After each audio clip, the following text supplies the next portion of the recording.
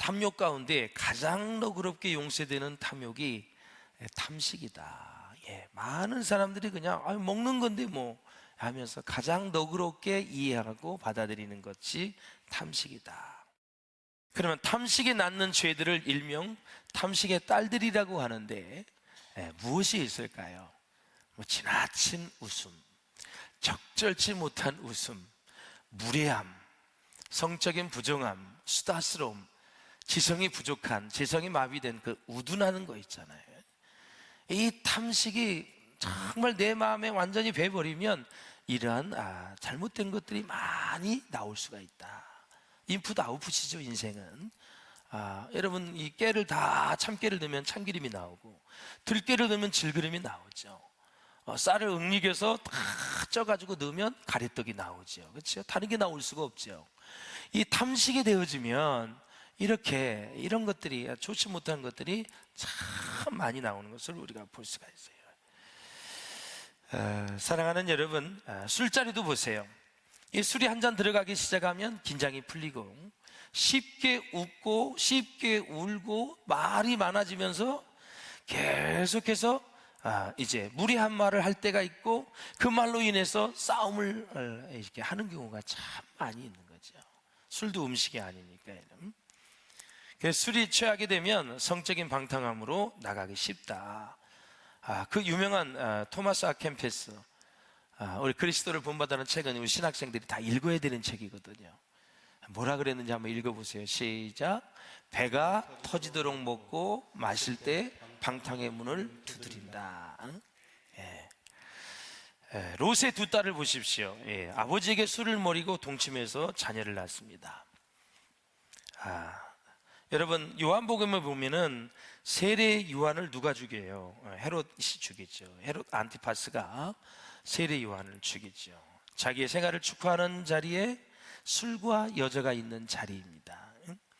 물론 헤로디아와 그녀의 딸이 몰래 계략을 꾸민 거지만, 그래서 이렇게 탐식의 대저가 되는 이유는 우상 숭배가 될 수 있기 때문에 그렇다.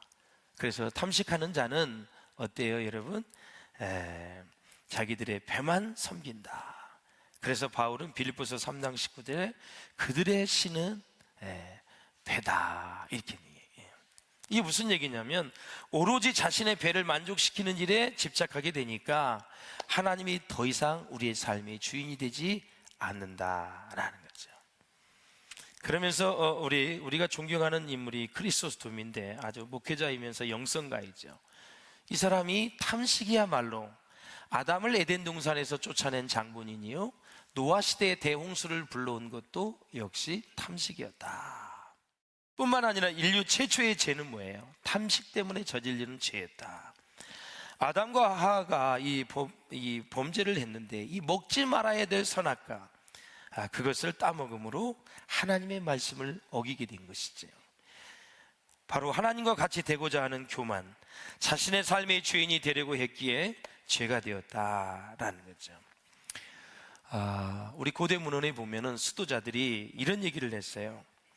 탐식의 마귀는 가장 낮은 등급의 마귀다, 이런 얘기를 해요. 그리고 가장 높은 등급의 마귀는 교만이다, 이렇게 얘기를 하는데 탐식의 마귀와 이 교만의 마귀는 직결되어 있다, 이런 얘기를 해요.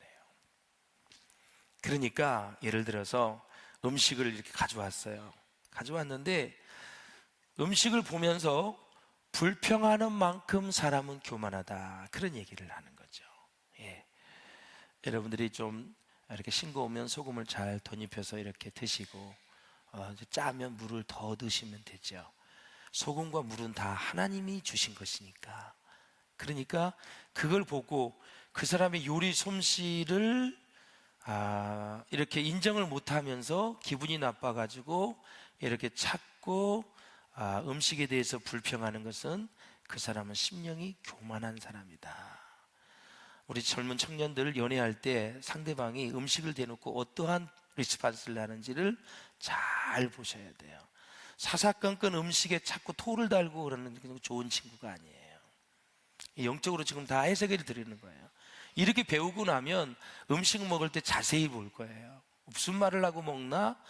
어떤 말을 하고 먹나라는 거죠. 그러면 음식을 갖다 주자마자 늘 고마운 마음을 가진 사람은 결혼을 하면 그냥 탄 밥을 갖다 줘도 뭐 덜 익은 밥을 갖다 줘도 여보 고마워, 얼마나 물이 없었으면 이렇게 꼬독꼬독해졌어, 얼마나 물이 많으면 이렇게 칠퍽칠퍽해, 정말 너무 고마워 여보. 이런 사람이 이제 행복한 사람이죠. 그런데 잘해줘도 이거 이상한 사람이 있잖아요. 그런 사람들은 행복을 만들어갈 수 없고 행복을 깨는 사람들이거든요. 그러니까 작은 음식 하나를 봐도 거기에 어떻게 반응하는지를 보면 그 사람의 마음을 읽을 수가 있는 거예요.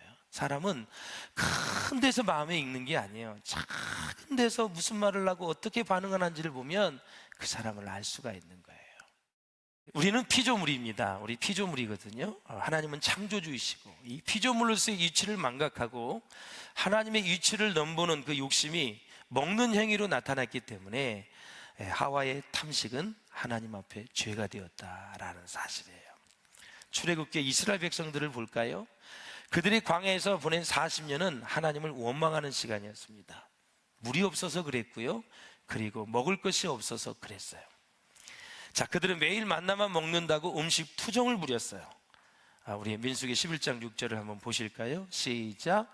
이제는 우리의 기력이 다하여 이 만나 위에는 보이는 것이 아무것도 없도다 하시니, 만나 위에는 아무것도 없도다.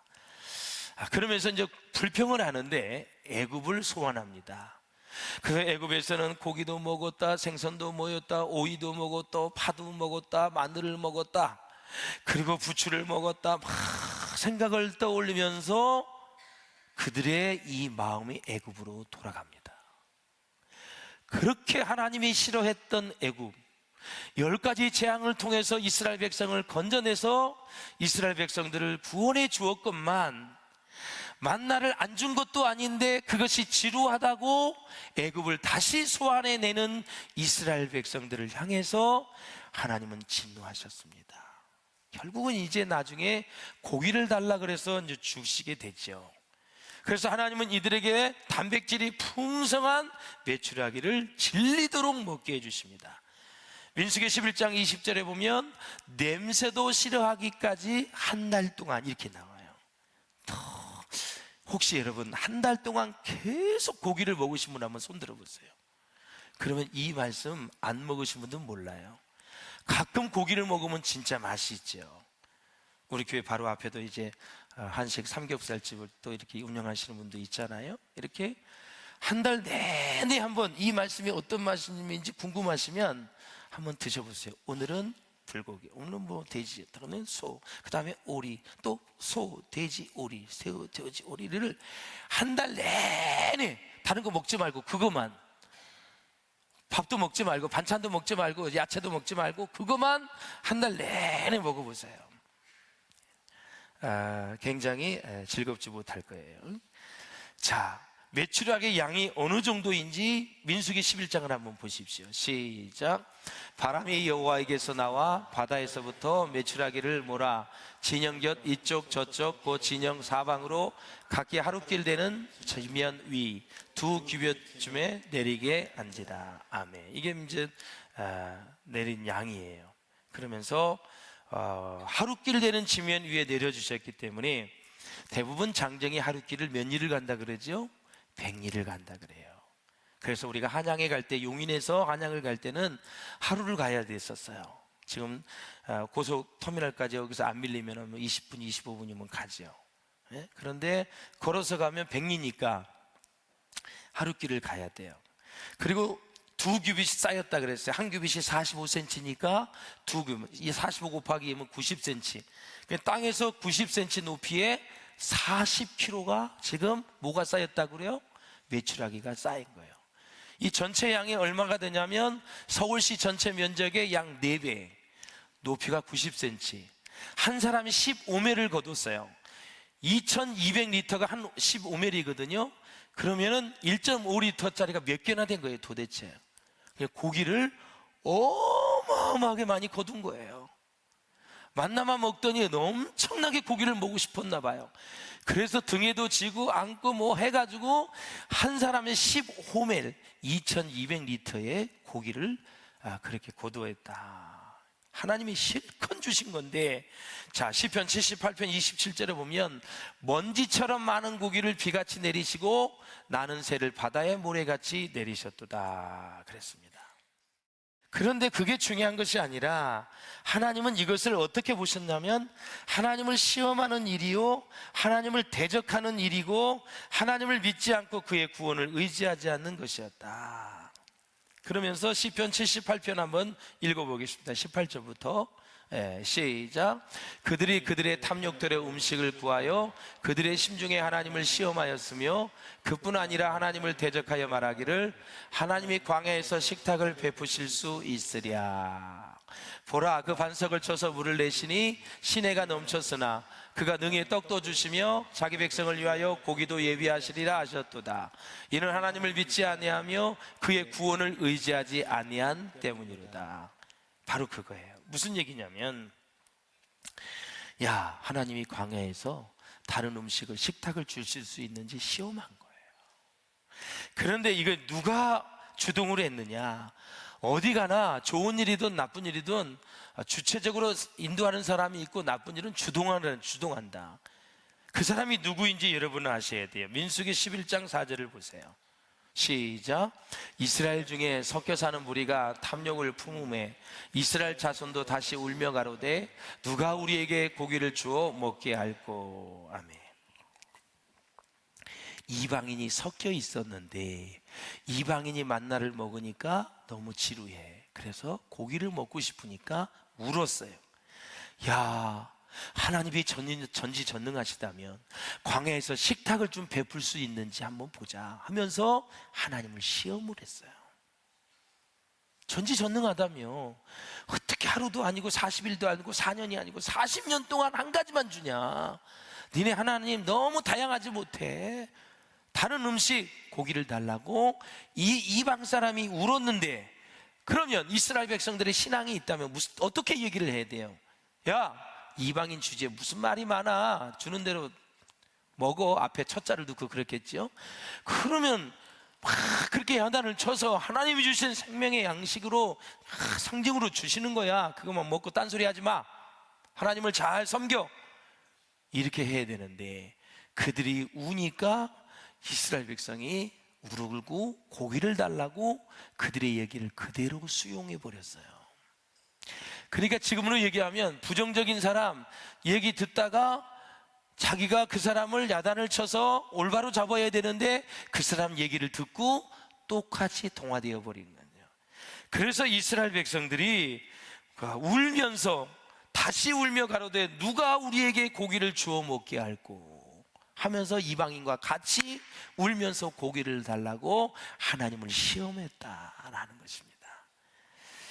그래서 그들은 이제 애굽을 또 다시 생각하면서 음식 때문에 그들이 마음이 애굽으로 가니까 하나님이 싫어하고, 하나님을 또 테스팅하니까 하나님은 너무너무 안 좋으신 거예요.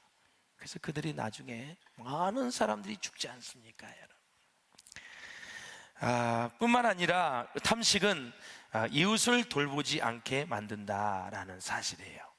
누가복음 16장에 가면 거지 나사로와 부자의 비유가 나옵니다. 부자는 날마다 호화롭게 사치스럽게 잔치를 즐기면서 문 앞에 있는 이 거지 나사로에게 조그만 동정도 자비도 베풀지를 않습니다. 근데 나사로는 어떻게 성경에 표현되어 있냐면 몸에 헌데 궤양이 있었어요.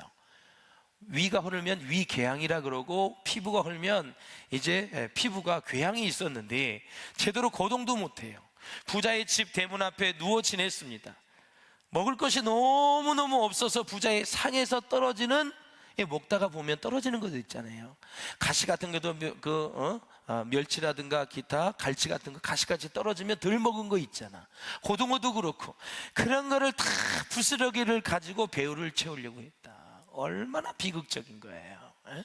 밥도 먹다가 어떻게 잘못하게 떨어지고 전도 먹다가 떨어진 거, 이런 거를 부스러기 먹고를 산 사람이 거지 나사로였다. 이렇게 극심한 고통과 가난 가운데 있었지만 부자는 자비를 베풀지 아니하였다. 근데 중요한 것은 이 거지 나사로는 하나님을 잘 믿고 섬겼고 부자는 하나님을 믿지를 않았어요. 거기서 끝났어요? 거기서 끝나면 부자가 얼마나 좋겠어요. 그러나 죽은 이유를 성경에서는 이후의 세계를 보여줍니다. 거지 나사로는 아브라함의 품에 안겼어요. 너무너무 천국에서 아름다운 모습이야. 그 부자는 지옥 불길에 떨어지고 말았어요. 성경은 아주 자세하게 죽은 이후의 세계를 우리에게 보여주고 있는 거예요. 그러니까 말 한마디, 우리가 마음의 중심을 갖고 생각하는 거, 행동하는 거, 모든 것들을 하나님이 다 보고 계신다라는 사실이에요. 부자는 아무 생각 없이 그렇게 무시하고 했지만 죽은 이후에 첫째 지옥불에 떨어지고 거지 나사로를 보니까 아브라함의 품에 있는 거예요. 그럼 뭐라 그래요? 물 한 방울만 적셔서 내 이 입을 서늘하게 해달라고 얘기를 합니다. 지옥에는 유황불이 끓고 있기 때문에 얼마나 뜨겁겠어요. 성냥불 촛불 하나만 놔도 그렇게 뜨거운데, 우리가 이제 생일 파티를 하면 우리 손주들이 이제 어리니까 좋아해. 그러니까 이 불기반을 기다리는 거, 노래는 관심 없어.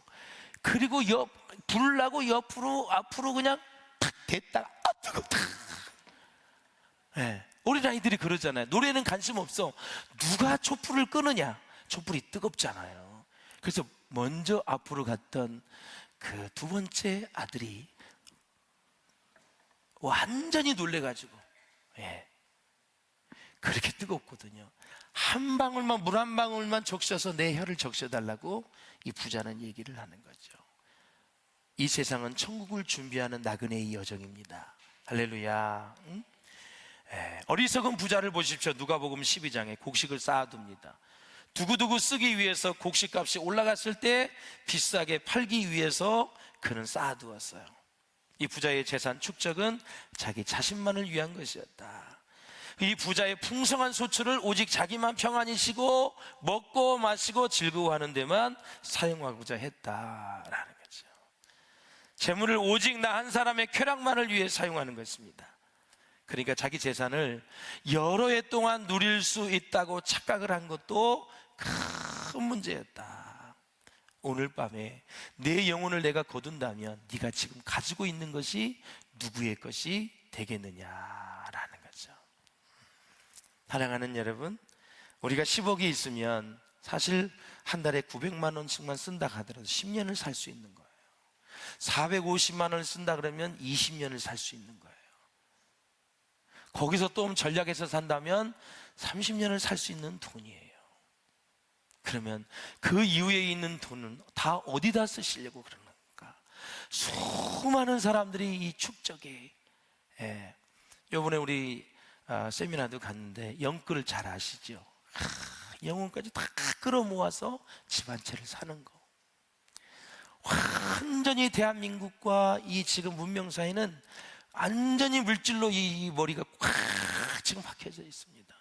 목표가 서울에 집 한 채 사는 게 그렇게 중요한 거예요.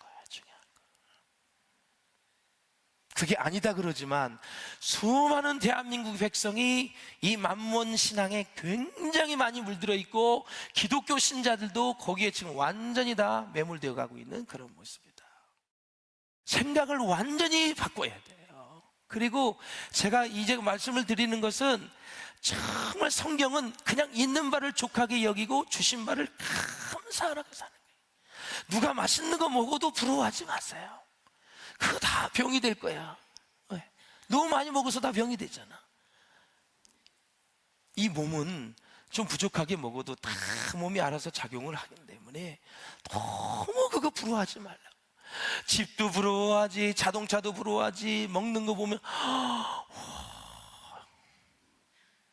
그거 어떻게 살아? 피곤해서.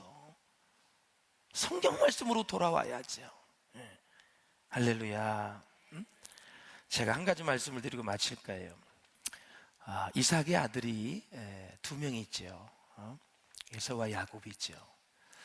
그가 이제 죽기 전에 축복을 하는데 뭐라 그러냐면 창세기 27장 4절에 내가 즐기는 별미를 만들어 내게로 가져와서 먹게 하여 내가 죽기 전에 내 마음껏 내게 축복하게 하라. 여기서 즐긴이라는 단어가 히브리어로 아하브라는 단어예요. 열정적인 감정을 담은 표현인데 그만큼 이삭은 탐식을 했던 아주 미식가였다라는 것을 볼 수가 있어요. 그러니까 좋아하는 음식 마음껏 먹고 축복하는 것이 무엇이 잘못입니까? 잘못이 아니죠. 문제는 가족을 다 불러놓고 떳떳하게 장자를 축복해야 하는데 아버지로서 자기의 입맛을 채워주는 편애했던 에서를 따로 불러 축복하려고 했던 것이죠. 리브가가 이것을 알고 자기가 편애했던 야곱이 장자의 축복을 받도록 남편 이삭을 속이면서 그 가정은 이제 어마어마한 전쟁에 돌입하게 되죠. 약복강가에서 화해는 했지만 그 과정은 너무너무 힘든 과정이었어요. 순종의 대명사가 이삭인데 사실 죽을 그 시점에서는 정말 이게 먹는 것을 문제를 가지고 아버지가 많이 잘못했다라는 사실이죠. 그냥 평범하게 축복을 했으면 무슨 문제가 일어나겠어요? 사냥을 해서 결미를 만들어서 내가 먹게 해주면 내가 축복하겠다. 이 먹는 문제 가지고도 자기 자손들이 이 야곱과 에사가 얼마나 갈등의 세월을 보냈고 힘든 세월을 보냈습니까? 정말 먹는 거 하나 문제도 죽기 전에 조심해야 된다라는 것을 우리가 성경을 통해서 볼 수 있다라는 거죠. 어느 통계에 보니까 우리나라의 비만 비율이 국정감사에 나온 거예요. 한국은 35.6, 미국은 35.3. 그리고 1헥타르의 면적이 10,000제곱미터인데 3,025평이라 그래. 그런데 우리나라 곡식을 얻기 위해서 세계가 1,900만 헥타르의 열대 우림을 파괴해야 된대. 곡식을 얻기. 이게 몇 평이냐면 5,747만 5천 평이라 그래. 이 면적이 얼마냐면 제주도를 뺀 대한민국의 2배의 모든 열대 우림이 파괴된다는 거죠. 1년에. 그리고 고기를 얻기 위해 세계 농작물의 3분의 1이 사람이 아닌 동물에게 공급이 되고 있고, 또 채소를 이제 재배하기 위해서 비닐하우스를 조성하면 거기에 물이 들어가기 때문에 수자원의 고갈 문제가 심각하게 일어난다. 세계 10억이 비만에 시달리고 있고 10억이 굶주려서 죽고 있다라는 거죠. 그러므로 사랑하는 여러분, 탐식이 아닌 금식과 성찬, 그리고 성경이 말하는 가난한 이웃을 향한 진정한 잔치는 우리의 신앙 회복과 생태계 회복을 위해서 매우 중요하다. 예수님이 여러분 이 나사로의 집에 신방을 갔습니다. 마르다야, 한 가지 음식으로 족하다. 내 곁에 와서 말씀을 들으라 말씀하셨습니다. 막 분주하게 음식을 준비하는 마르다에게 좋은 거예요, 나쁜 건 아니야. 근데 우선순위가 내 곁에 와서 마리아처럼 하나님의 생명의 말씀을 들으라라는 거죠. 세례요한은 메뚜기와 석청만을 먹으며 하나님의 말씀을 선포했고, 그 고난을 당했던 바울은 굶주리고 헐벗으면서 이런 말씀을 했습니다. 있는 바를 죽하게 여기고 주신 바를 감사해라. 엘리야와 엘리사는 40일을 금식하며 그 어려운 시대에 이스라엘 나라를 건져낸 사람이 바로 그들이었습니다. 사랑하는 여러분, 그렇습니다. 사막의 스승들이 이런 얘기를 했어요. 마태복음 5장 4절에 6절에 보면 애통하며 줄이는 자에게는 하늘나라가 약속이 되어 있다라는 거죠. 먹어야 살기 때문에 먹지만 이 먹는 문제가 우리의 영성에 해가 되어서는 아니 되겠다. 오늘 삼손 얘기도 해야 되고 수많은 얘기를 좀 했어야 되는데 시간이 다 가서 여기까지 마무리하지만, 사랑하는 여러분, 정말 먹을 때 가난한 자를 생각하고 먹을 때 이 음식을 주신 하나님을 생각하면서 우리 모두가 다 다른 사람을 한 번 더 생각해낼 수 있는 우리 정말 성스러운 만찬이 될 수 있기를 주님의 이름으로 축원합니다.